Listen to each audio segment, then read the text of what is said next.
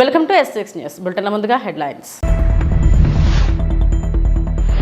రాష్ట్రంలో భారీగా ధాన్యం కొనుగోలు కేంద్రాలు ఏర్పాటు చేస్తాం, మంత్రి నాదెండ్ల మనోహర్.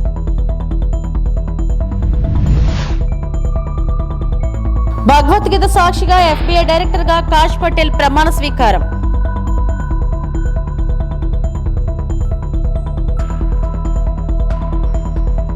అట్లాస్ నివేదిక ఇచ్చిన బట్టీకి ధన్యవాదాలు, రేవంత్ పై KTR సెటైర్లు.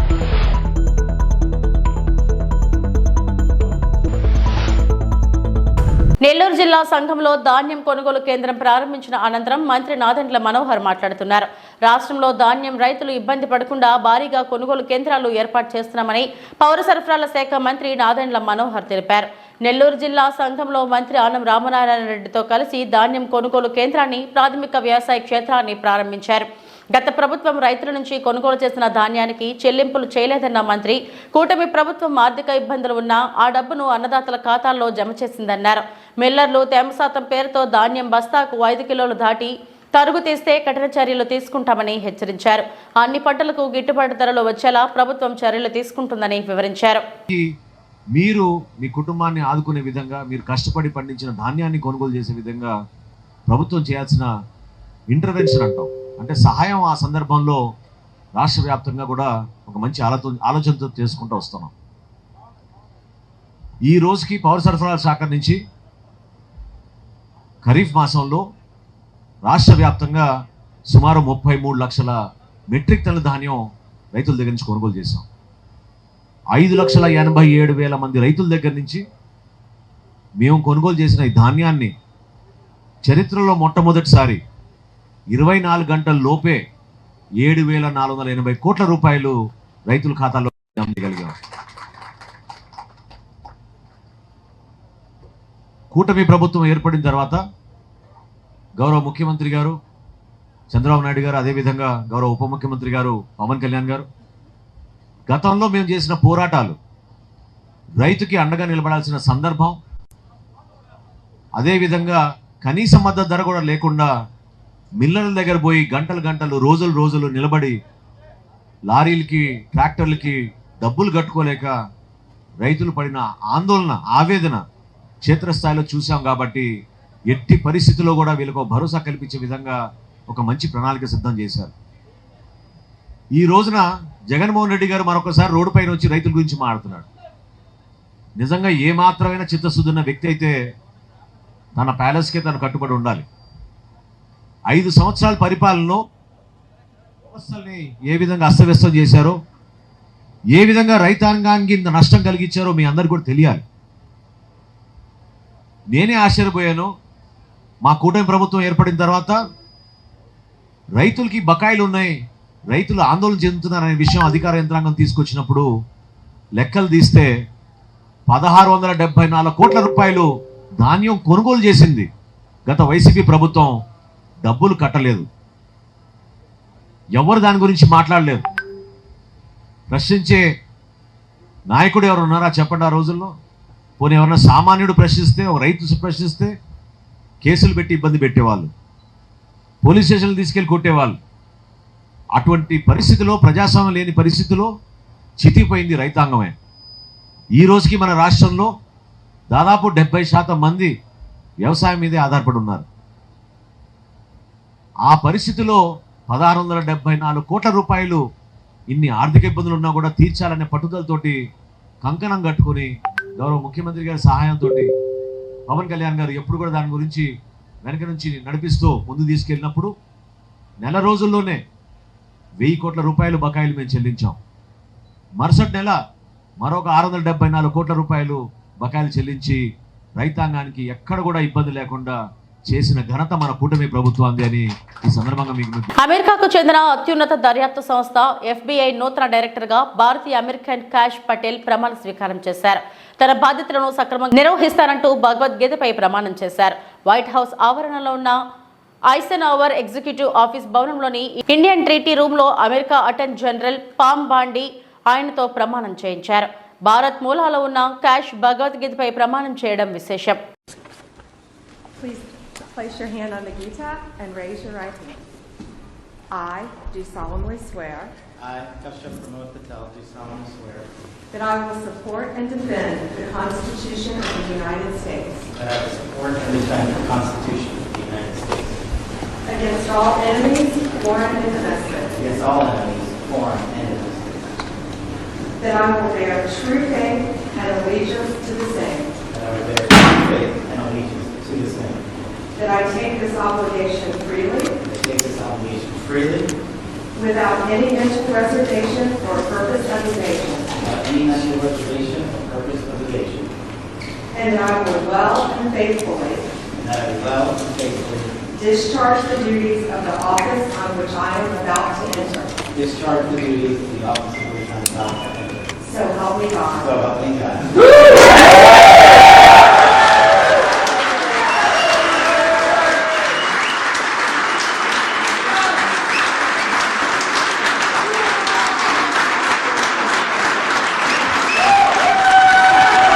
తెలంగాణ ముఖ్యమంత్రి రేవంత్ రెడ్డిపై సంచలన వ్యాఖ్యలు చేశారు బీఆర్ఎస్ వర్కింగ్ ప్రెసిడెంట్ కేటీఆర్. దివాళా కోరు మాటలు మాట్లాడే సీఎం దేశం ఎక్కడా ఉండరు అంటూ ఘాటు విమర్శలు చేశారు. రాష్ట్ర ఆర్థిక పరిస్థితిపై 15 నెలలుగా ఒకటే మాట చెబుతున్నారు. రేవంత్ మాట్లాడే ముందు ఒక్కసారి బట్టి విక్రమార్క నివేదికను చూడాలని హితవు పలికారు. మాజీ మంత్రి బీఆర్ఎస్ ఎమ్మెల్యే కేటీఆర్ తెలంగాణ భవన్లో మీడియాతో మాట్లాడుతూ తెలంగాణ అట్లాస్ నివేదిక ఇచ్చిన బట్టి విక్రమార్కకు ధన్యవాదాలు. ప్రస్తుతం తెలంగాణ అట్లాస్ నివేదికను నెట్ నుంచి తొలగించారు. రేవంత్ రెడ్డి అబద్ధాలను నివేదికలో బట్టి విక్రమార్క ఉతికి ఆరేశారు. ఆ నివేదికలో తెలంగాణ దేశంలో తలసరి ఆదాయంలో నెంబర్ 1 అని చెప్పింది. కేసీఆర్ హయాంలో సంపద ఎలా పెరిగిందో నివేదికలో ఉంది. భారతదేశానికి బువ్వ పెడుతున్న రాష్ట్రాలలో తెలంగాణ ఒకటి. జీఎస్టీపీలో తెలంగాణ రాష్ట్రం 10 ఏళ్లలో గుజరాత్ను కూడా దాటింది. గత 10 ఏళ్లలో తెలంగాణ ఆదాయం సంపద పెరిగిందన్నారు.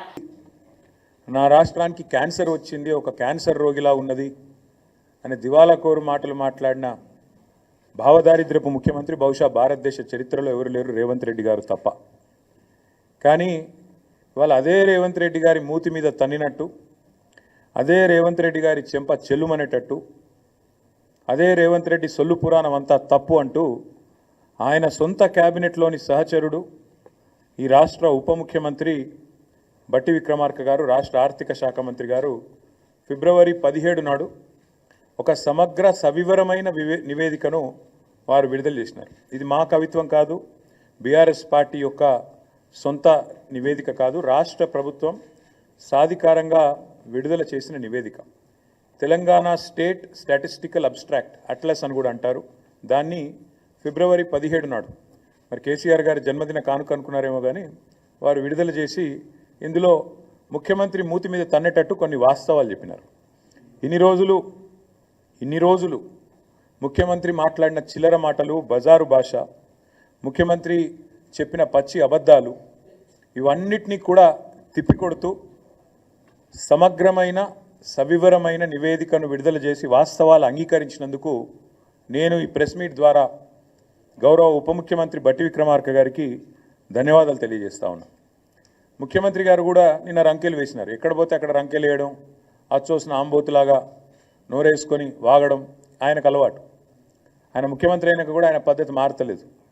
వారికి కూడా నేను విజ్ఞప్తి చేస్తా ఉన్నా ముఖ్యమంత్రి గారికి, దయచేసి మీరు సొల్లు మాట్లాడే ముందు, నోరు తెరిచే ముందు మీ సహచరుడు, మీ మంత్రివర్గ సహచరుడు సెక్రటేరియట్లో ఆయన విడుదల చేసిన ఈ నివేదికను ఒకసారి చదవండి.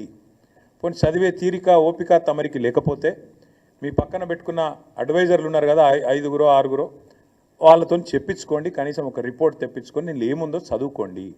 చదువుకోకుండా వాగితే మీతో పాటు రాష్ట్ర పరువు కూడా గంగలో కలుస్తున్నది. ముఖ్యమంత్రి గారికి నేను ఇంకొక విజ్ఞప్తి కూడా చేస్తా ఉన్నా.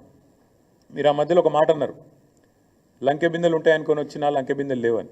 లంకె బిందెలు ఉన్నాయి, ఎక్కడున్నాయో కూడా అడ్రస్ చెప్తా, రాసుకో, ఒక పెన్ను పేపర్ పట్టుకొని కూర్చో. ఈ స్టాటిస్టికల్ అబ్స్ట్రాక్ట్ అనేది ఏదైతుందో ప్రభుత్వం ఎంత దౌర్భాగ్య ప్రభుత్వం ఇదంటే, ఇది వాస్తవాలు చెప్పింది, వాస్తవాలను బయటపెట్టింది అని మేము చెప్పంగానే వెంటనే మరుక్షణమే దీన్ని తీసేసినారు, తొలగించినారు. ఎక్కడికి వెళ్ళి వెబ్సైట్లోకి వెళ్ళి వెంటనే డిలీట్ చేసినారు. ఎందుకంటే వాస్తవాలు బయటకు వచ్చినాయి, ఎందుకంటే చదవకుండా రిలీజ్ చేసినారు. చేసినాక అరే అందులో మొత్తం కేసీఆర్ను పొగుడుతున్నదా అని ఎవరో చెప్పినట్టున్నారు చదివిన వాళ్ళు, చెప్పగానే వెంటనే డిలీట్ చేసినారు. అందుకే నేను మా మీడియా మిత్రులను కూడా అడుగుతా ఉన్నా, నేను ఈ రిపోర్ట్ నివేదిక మీ అందరికి ఇస్తాను, మా సోషల్ మీడియాలో నేను కూడా పెడతాను. ఇది మా నివేదిక కాదు, ప్రభుత్వం ఉంది, కానీ మేము డౌన్లోడ్ చేసి పెట్టుకున్నాం. ఎందుకన్నా మంచిది, దౌర్భాగ్యులు తీసేస్తారని తెలుసు కాబట్టి పెట్టుకున్నాము, మీకు అందజేస్తాను. ఇందులో ఏముందో చెప్పే ప్రయత్నం నేను మీకు చేస్తాను. ఇందులో ఎంత స్పష్టంగా చెప్పినారంటే, ఇన్ని రోజులు కాంగ్రెస్ చేసిన ప్రచారం చిల్లర ప్రచారం, రాజకీయాల్లో లాభం కోసం చేసిన ప్రచారం అబద్ధం. ఎస్ఎల్బీసీ టన్నెల్ వద్ద జరిగిన ప్రమాదంపై సీఎం రేవంత్ రెడ్డితో పాటు మంత్రులు తీవ్ర దిగ్భ్రాంతి వ్యక్తం చేశారు. ప్రమాద సమయంలో సొరంగంలో ఎంతమంది కూలీలు ఉన్నారనే దానిపై సరైన సమాచారం ఇవ్వడం లేదని, అయితే ఘటనా స్థలానికి మంత్రులు ఉత్తమ్ కుమార్ రెడ్డి, జూపల్లి కృష్ణారావు, ఇతర అధికారులు వెళ్లనున్నారు. ప్రస్తుతానికి ఘటన జరిగిన సొరంగ మార్గం వద్దకి ఎవరిని అనుమతించడం లేదు. నీళ్లు లోపలికి వచ్చినట్టు సమాచారం. అయితే వాస్తవంగా ఇంకా మాకు ఇన్ఫర్మేషన్ రావాల్సింది.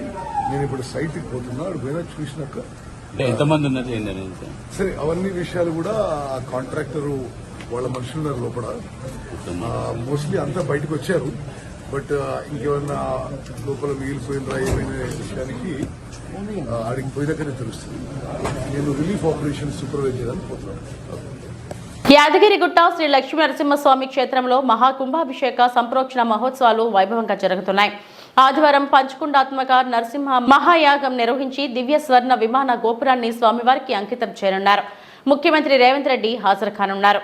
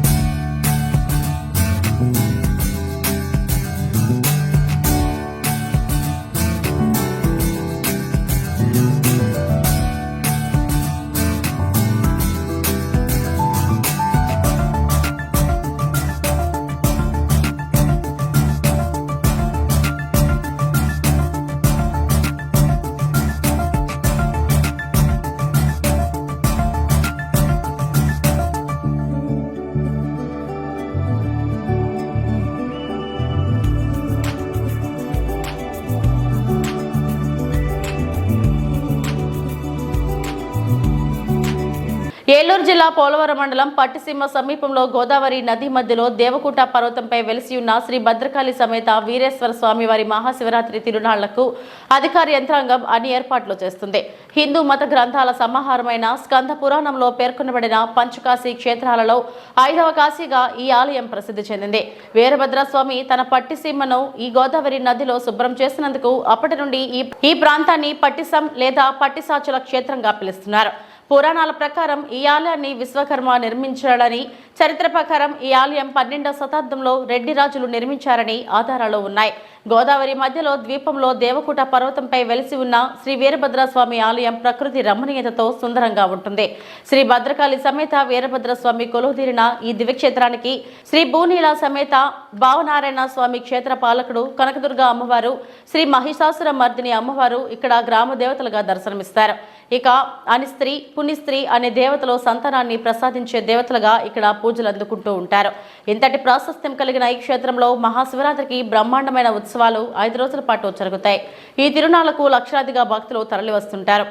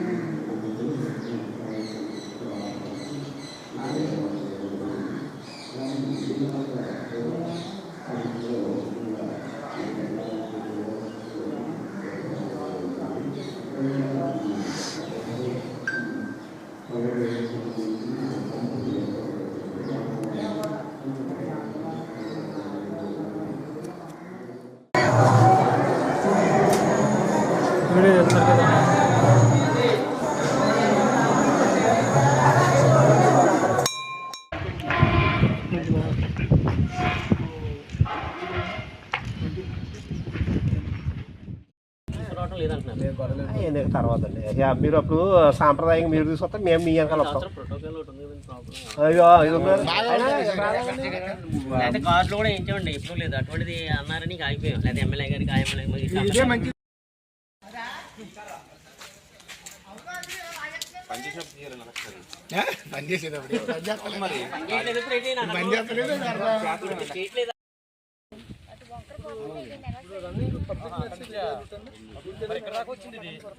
అదే కరెక్ట్ అండి. అక్కడ లైటింగ్ కరెక్ట్ వెళ్తారా?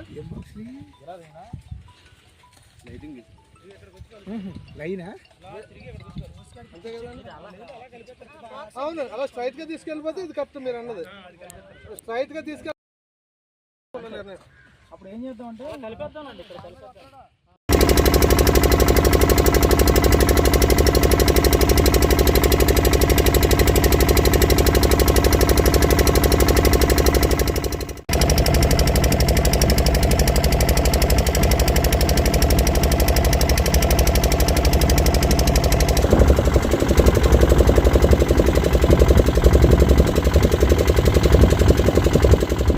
నా పేరు Chaganti Suresh Naidu, executive officer grade 1, Shri Veereswara స్వామివారి దేవస్థానం, పట్టిసీమ, పోలవరం, ఏలూరు. అంబేద్కర్ కోనసీమ జిల్లా అమలాపురం పట్టణం 29వ వార్డులో గల డంపింగ్ యార్డ్ వద్ద ఆందోళనలు, చెత్త వాహనాల అడ్డగింపు.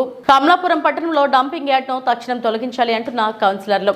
మున్సిపల్ పరిధిలో అమలాపురం పట్టణంలో డంపింగ్ యార్డ్ వద్దంటూ ముక్తకంఠంతో తీర్మానించిన పట్టణ కౌన్సిలర్లు, అమలాపురం 30 వార్డుల ప్రజలు, నడిపుడి పరిసర ప్రాంతాల ప్రజలు శ్మశాన వాటికను ఆనుకొని ఏర్పాటు చేసిన డంపింగ్ యార్డ్ వల్ల ఇబ్బందులకు గురవుతున్న విషయం కమిషనర్కు తెలిసినా చర్యలు తీసుకోవటం లేదని తీవ్ర ఆరోపణలు. చెత్త తగులబట్టడం వల్ల ప్రజా ఆరోగ్యం క్షీణిస్తున్నా గత కొన్ని సంవత్సరాలుగా చోద్యం చూస్తున్న మున్సిపాలిటీపై ఆగ్రహించిన ప్రజలు చెత్త వాహనాలను నిలుపుదల చేయడంతో కౌన్సిలర్లతో సమీక్ష నిర్వహించిన మున్సిపల్ కమిషనర్ మున్సిపాలిటీ పరిధిలో చెత్తను తప్ప చుట్టుపక్కల గ్రామ పంచాయతీలో చెత్తను వేసేందుకు ఎవరికీ అనుమతి లేదని కమిషనర్ వెల్లడి. ఆ పరిస్థితి చాలా దారుణంగా ఉందండి. వాటి పరిస్థితి మెయిన్ డబ్బింగ్ సమస్య సార్.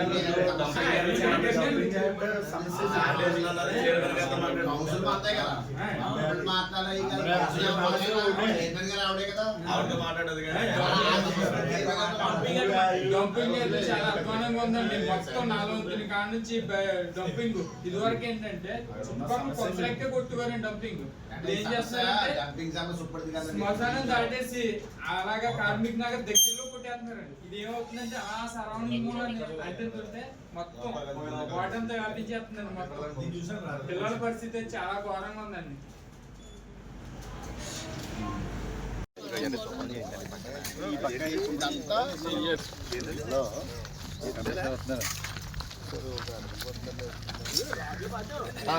అన్నీ మొన్న 5 లక్షలు పెట్టినట్టు చేసి ఇవన్నీ లోన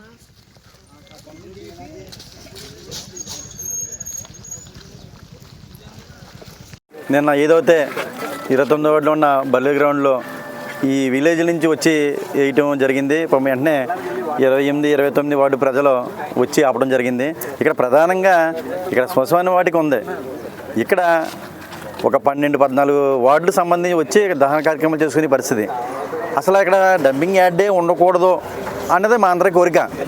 పోన్లే మున్సిపాలిటీకి సంబంధించింది కదా, ఎప్పటి నుంచి ఉంది కదా అని తీసి అలా అనుకుని శాశ్వతంగా పరిష్కారం చేయాలని చెప్పేసి గత ఎమ్మెల్యే గతంలో డాక్టర్ గారి అంతా కూడా విలేజ్లో ఎక్కడన్నా సైట్ ఒక 5 ఎకరాలు చేసి కొందామన్నా కూడా ఎక్కడ విలేజ్లోనే ఇవ్వట్లేదు. అలాంటిది ఇవాళ విలేజ్ నుంచి వచ్చిన చెత్తను తీసుకొచ్చి ఇక్కడ టౌన్లో వేయటం అన్నది చాలా బాధాకరం. ఎందుకంటే ముఖ్యంగా ఇక్కడ ఎక్కువ ఎఫెక్ట్ 2-3 వార్డులకి ఎక్కువ ఉంటుంది. వాళ్ళ పిల్లలు ఇబ్బంది అవుతున్నారు, ఊపిరి ఆడక చాలా ఇబ్బంది అవుతుంది. నిజంగా రాత్రి టౌన్లో నాకే ఇబ్బంది అయింది.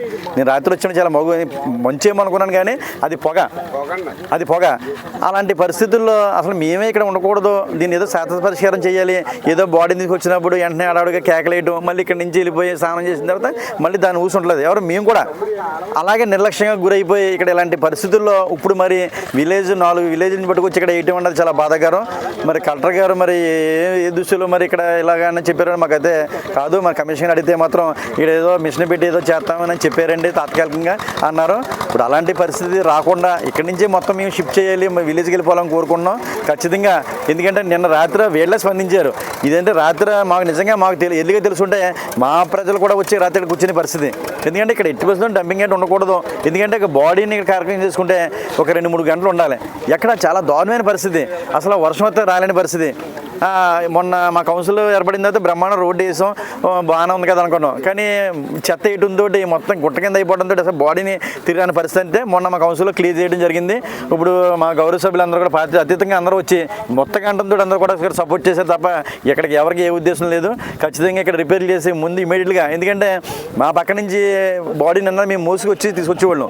ఇప్పుడు నిజంగా బాడీని తీసుకెళ్లాలంటే మార్కెట్లోకి వెళ్ళాలి కాబట్టి ఒక 1500, 2000 రూపాయలు సామాన్యులకు ఇబ్బంది అయిన పరిస్థితి ఇప్పుడున్న పరిస్థితిలో. అక్కడికి బాడీ మీద వెహికల్ మీద బాడీని తీసుకొని కార్యక్రమం చేయడం వల్ల ఇబ్బంది అవుతుంది. అదే మా ఏరియాలో అయితే మేము ఇక్కడ వచ్చేవాళ్ళం. అప్పుడు కోవిడ్ కాడి నుంచి ఎలా కోవిడ్ వచ్చిన తర్వాత బాడీని దహన సంస్కరణ చేయని పరిస్థితి. నేను కమిషనర్ దృష్టికి మా గవర్నమెంట్ తీసుకొస్తే మొన్న 5 లక్షల రూపాయలు కేటాయించారు. మళ్ళీ ఒక 5 లక్షలు కేటాయించి ఇమీడియట్గా ఇలాంటి ఇన్సిడెంట్ ఏదైనా జరిగితే వచ్చి ఇక్కడ చేసుకునేలాగా ఇక్కడ చేయాలని, ఇక్కడ ఉన్న ప్రజలే ఉన్న పరిస్థితిని అందరూ అర్థం చేసుకుని ఇక్కడ పార్టీలకు అతీతంగా కులాలకు అతీతంగా, ఎందుకంటే ఇక్కడ అన్ని రకాల కులాల వారు ఇక్కడ నివసించేవాళ్ళు. ఇక్కడ ఒక పార్టీ సమస్య కాదు, ఇది గ్రామం సమస్య. ఇది ఖచ్చితంగా దీన్ని వెంటనే పరిష్కారం చేయవలసిన బాధ్యత స్థానిక శాసనసభ్యులు ఆంధ్ర గారికి, హరీష్ గారికి, అలాగే జిల్లా కలెక్టర్ గారికి కూడా అందరికీ ఉంది.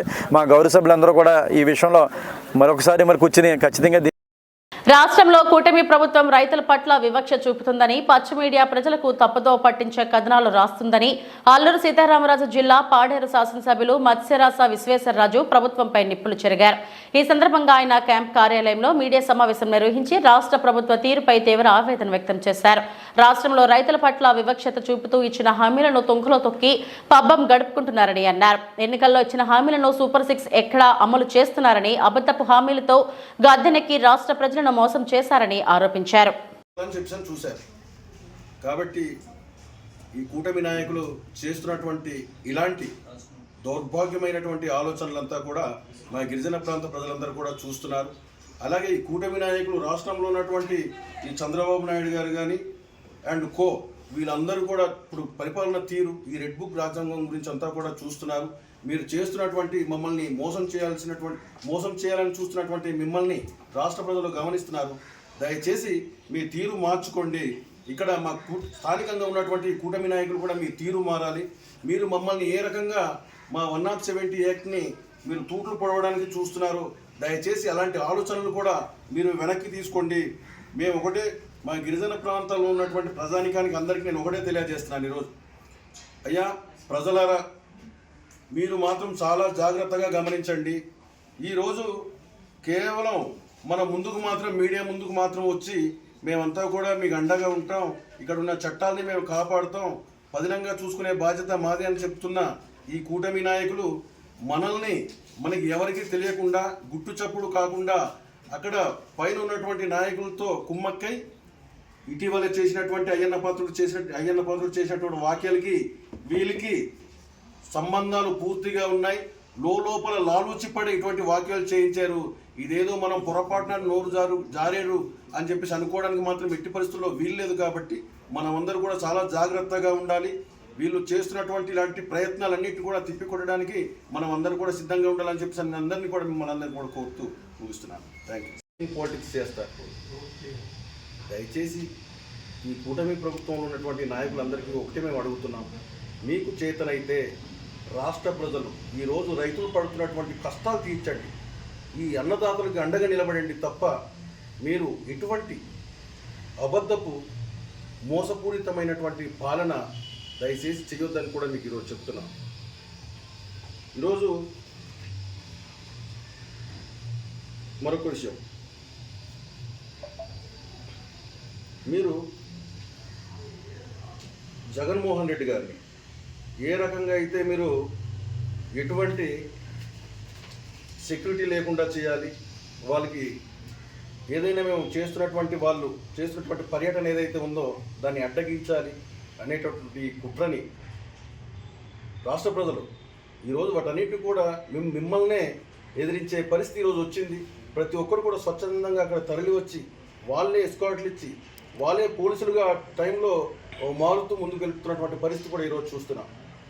చంద్రబాబు నాయుడు గారు మిమ్మల్ని చూస్తుంటే రాష్ట్ర ప్రజలు ఒకటే అంటున్నారు, మీరంతా కూడా నడిచొచ్చే అబద్ధం ఈరోజు చంద్రబాబు నాయుడు గారు అని చెప్పి ఈరోజు ప్రజలందరూ అంటున్నారు. కాబట్టి చంద్రబాబు నాయుడు గారు మీరు ఇటీవలే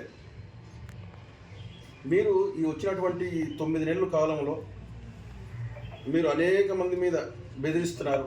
మేమేమైనా సూపర్ సిక్స్ గురించి అడిగితే మా మీద కేసులు పెడుతున్నారు, ఎందుకు అమలు చేయలేదంటే కేసులు పెడుతున్నారు. సోషల్ మీడియాలో ఏమైనా మేము ప్రశ్నిస్తే వాళ్ళని కూడా కేసులు పెడతారు, భయభ్రాంతులకు గురి చేస్తున్నారు. కాబట్టి మీరు ఇటువంటి పరిపాలన, ఈ రెడ్ బుక్ రాజ్యాంగం, ఈ పరిపాలన మాని ఇప్పుడున్నటువంటి రైతులు పడుతున్నటువంటి రైతుల్ని. విశాఖ స్టీల్ ప్లాంట్ ఉత్పాదకతలో పర్మనెంట్ కార్మికులతో సమానంగా పనిచేస్తున్న ఒప్పంద కార్మికులు తమ హక్కుల సాధనకై పోరాడేందుకు సిద్ధమవుతున్నారు.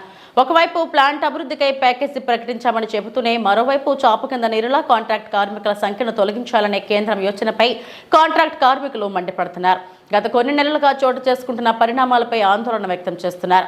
గత 25 సంవత్సరాలుగా పనిచేస్తున్న కార్మికులను అర్ధాంతరంగా తొలగించాలనే ఆలోచనను విరమించుకోవాలని, పర్మనెంట్ కార్మికులతో సమానంగా పనిచేస్తున్న తమకు కనీస వేతనాలతో పాటు గేట్ పాస్ విధానం అమలు చేయాలని, లేని పక్షంలో మార్చి 10 తర్వాత నిర్వధిక సమ్మెకు దిగుతామని కాంట్రాక్ట్ కార్మికులు హెచ్చరిస్తున్నారు. నిర్వాసితులు కార్మికుల ఆవేదనపై పాలకులు స్పందించాలని, కేంద్రంపై ఒత్తిడి తెచ్చి కాంట్రాక్ట్ కార్మికులకు ఎలాంటి ఇబ్బందులు తలెత్తకుండా చర్యలు తీసుకోవాలని కోరుతున్నారు. ఈరోజు విశాఖపట్నం స్టీల్ ప్లాంట్ లో గత 30 సంవత్సరాల నుంచి కాంట్రాక్ట్ కార్మికుడు కోకోవన్ బ్యాటరీ నుంచి Visakhapatnam steel plant general hospital వరకు కీలక పాత్ర పోషిస్తున్నారు. ఈరోజు విశాఖపట్నం స్టీల్ ప్లాంట్ లో 11,440 కోట్లు ఇచ్చామని కేంద్ర ప్రభుత్వం ఒక పక్క చెబుతూ సంబరాలు చేసుకుంటూ, ఓ పక్క సాపు కింద నిన్నగా కాంట్రాక్ట్ కార్మికులు 30 సంవత్సరాలు పనిచేస్తుంటే ఓ పక్క గేట్ పాసులు మాకు ఏదైతే సెకండ్ ఎంప్లాయీ లాగా స్టీల్ ప్లాంట్ లో మెయింటెనెన్స్ పని ఒక gate pass, ID card, vehicle number, date of birth, Aadhaar number తో ఇచ్చిన కార్డు మార్చేసి ఈ రోజు ఉన్నంత వీధుల్లో విశాఖపట్నం స్టీల్ ప్లాంట్ లో పర్మనెంట్ ఎంప్లాయీ ఈఆర్ఎస్ పంపించేస్తారు. కాబట్టి స్టీల్ సెక్రటరీ గారు నిన్న కాక మొన్న వచ్చి విశాఖపట్నం స్టీల్ ప్లాంట్ లో మ్యాన్ పవర్ ఎంత ఉంది, ఎందుకు మీరు తగ్గించలేకపోతారు, ఈ మ్యాన్ పవర్ తగ్గించాలని కండిషన్ తో స్టీల్ సెక్రటరీ ఆదేశాల వేగంగా వీళ్ళు తగ్గించడానికి ప్రయత్నం చేస్తున్నాం. ఆ విధంగా దాని అనుకూలంగా ఈరోజు కార్మిక సంఘాలు అందరూ ఏకమయ్యి మొన్న 20వ తేదీని భారీగా ఎత్తున వెళ్ళి ర్యాలీకి వెళ్ళి సమ్మె నోటీస్ ఇచ్చాం. అందులో ఉండే గొంతమ కోరికలు ఏం కోరట్లేదు. ప్రధానంగా 2,400 పాత పద్ధతి విధానాన్ని కొనసాగించాలని కోరుతున్నాం. అదేవిధంగా నిర్వాసితులు ఈ రోజు నేటికి 40 సంవత్సరాలు అయిపోయింది. ఈసారి స్టీల్ ప్లాంట్ కోసం 26 ఎకరాల భూములు ఇచ్చారు, 16,800 ఆర్కట్లు ఇచ్చారు, 8,000 ఆర్కట్లు ఉన్నాయి. దాంతో పాటు ఈసారి స్టీల్ ప్లాంట్ లో పర్మనెంట్ ఎంప్లాయీస్కి ఏదైతే కాలాటర్ వస్తుందో ఎంప్లాయ్మెంట్ ఆఫీస్ నుంచి, అలాగే మెయింటెనెన్స్ పనుల కోసం బయట జీవో ప్రకారంగా ఒక ఎంప్లాయ్మెంట్ లిస్ట్ వచ్చింది. ఆ లిస్ట్ లో జాయిన్ అయ్యే కనీసం నిర్వాసితులకు ఉన్నారు, ఉద్యోగాలు తరాలు మారినాయి, ఇల్లు పోయింది, భూమి పోయింది, కానీ నిర్వాసితులను ఎలా తీసేస్తారు? ఇవి ఇప్పటివరకు నా బులెటిన్ అప్డేట్స్. నమస్తే.